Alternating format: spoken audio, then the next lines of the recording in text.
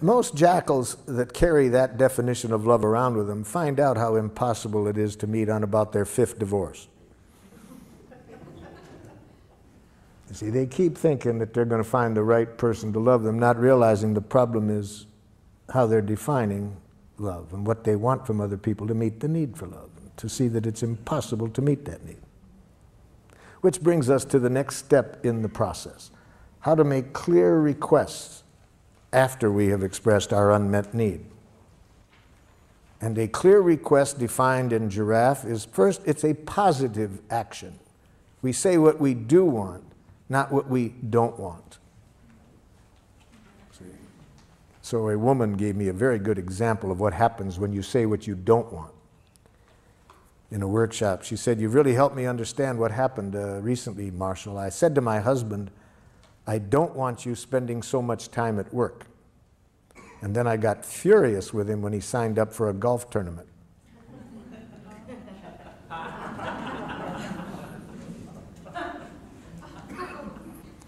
A teacher gave me a similar example. She said, "Just yesterday, Marshall, I said to this young boy, please, I don't want you tapping on your book while I'm talking." So he started to tap on his desk. Saying what we don't want doesn't make clear what we do want. But worse than that, if we frame our objectives in getting rid of something, it leads to violence very often. It makes violence seem attractive when we try to get rid of something. For example, I was working with some teachers in a school in Rockford, Illinois. Their observable behavior they wanted to work on is, on the average, every 3 months, 38 broken windows in the school. So we got down to the request. I said, "What do you want different from the students?" It's obvious. We don't want them breaking windows. So you're saying you don't want the children breaking windows? Yes. What should we do? Kill them.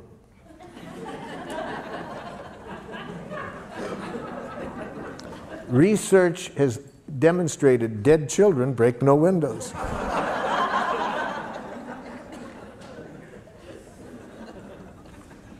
Almost any time we think of what we want to get rid of, it makes violence look attractive. And as stupid as that example was I just gave you, look in the newspaper on any given day and see how many world leaders are saying we're going to teach them not to, we're going to get them to stop.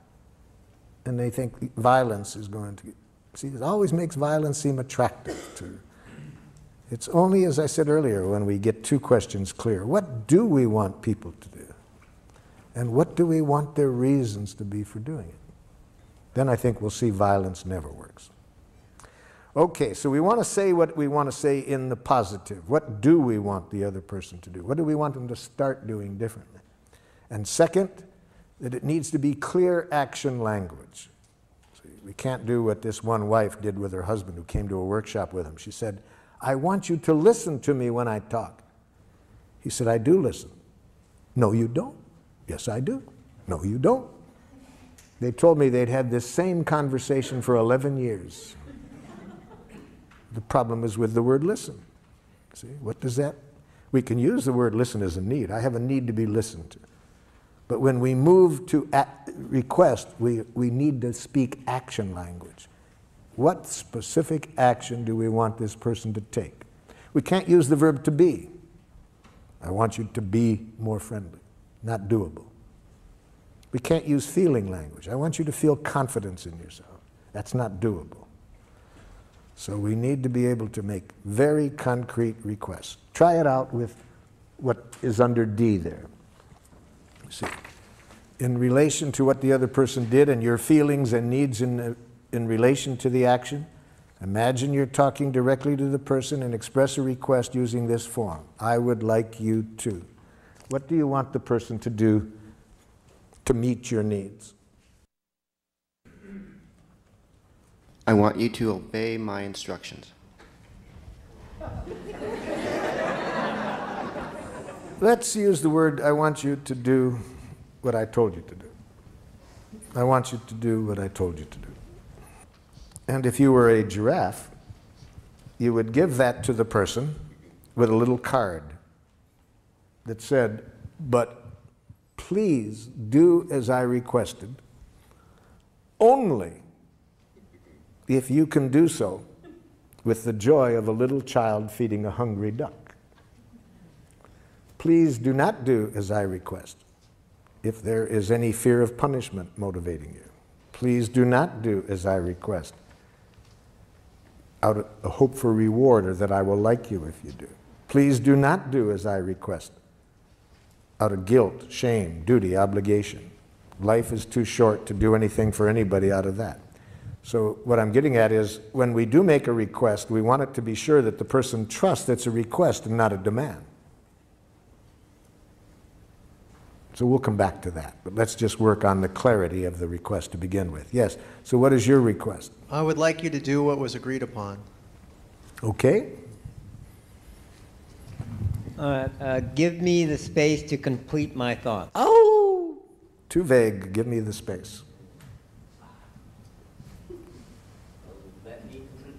Let me complete. Let me is not doable. Let me show you what I mean. A woman said to her husband, came to a workshop, I want you to give me the freedom to be myself. He says, I do. No, you don't. I said, hold it, hold it. Give me the freedom is not doable. Let me? No, that's not doable. Allow me? It's not doable. What do you want from him when you say, give you the freedom to be yourself? It's embarrassing, yes? What? Say it. Oh, it's embarrassing. Say it out loud. What do you want when you say all of that? I want him to smile and say it's okay no matter what I do. Okay, now you're honest. You see, so what do you want? I want to express myself. Yes, you can do that. Nobody can stop you from expressing yourself. So I'm getting interrupted. You want the other person to wait until you finish speaking? Yes. Before starting? Yes. Okay, that's the doable action.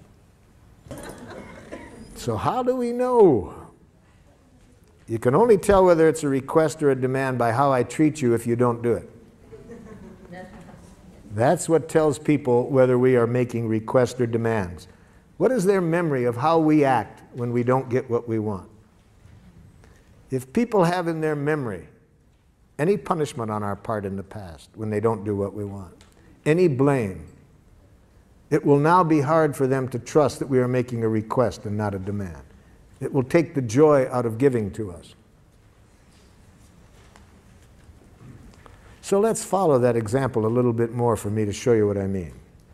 So I say to you, I'm really lonely this evening and would have a need for some company. Would you be willing to spend the evening with me? And you say, Marshall, I'm really preoccupied with some things at work and would really need some space to myself this evening. Could you find someone else to be with you this evening? And here's my reaction.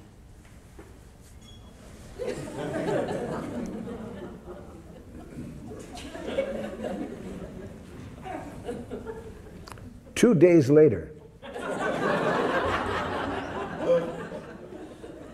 you, what's the matter? Nothing. You, come on, what's the matter? You knew how lonely I was. If you love me. Now, was it a request or a demand? See, so we can't tell from how nicely it's asked. We need to see how the person treats us when we don't do what they want.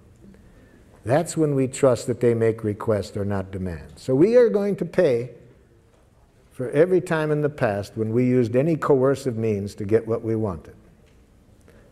So now at least we don't want to pay for that anymore. We want to be sure that whenever we make a request, it is a request. Now that doesn't mean the other person will trust it, even if it is, because unfortunately, there's been so much coercion in our world that even if we are making a sincere request, the other person might hear a demand.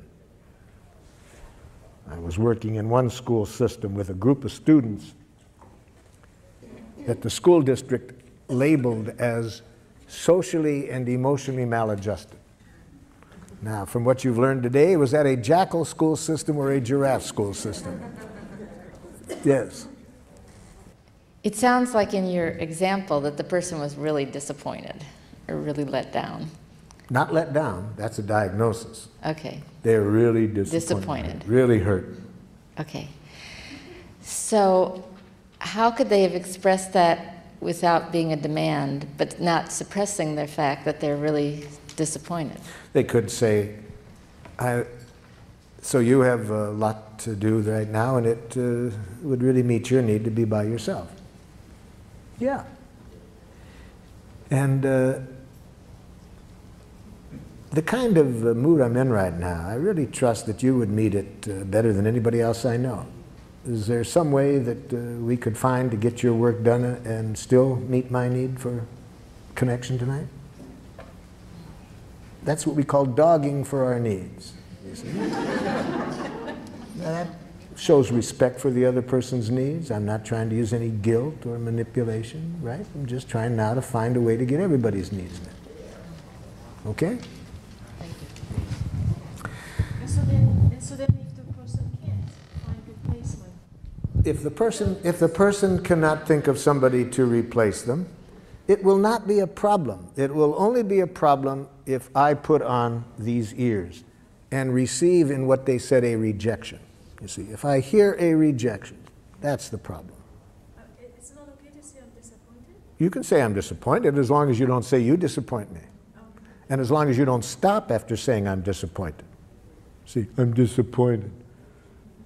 That's just another way of saying you disappointed me. I'm disappointed. We always have to end a feeling. At the very end of it is going to be a request. See? So we don't just say I'm disappointed. We'd have to say, we have to take responsibility for asking for what we want. Given the other person has this other need, okay, what do you want then from them? Well, the jackal doesn't like that game. They don't like to have to be responsible for what they want. They'd rather say, well, if they love me, you see, if they were any kind of friend, I think it's only fair that they want to control by guilt, shame.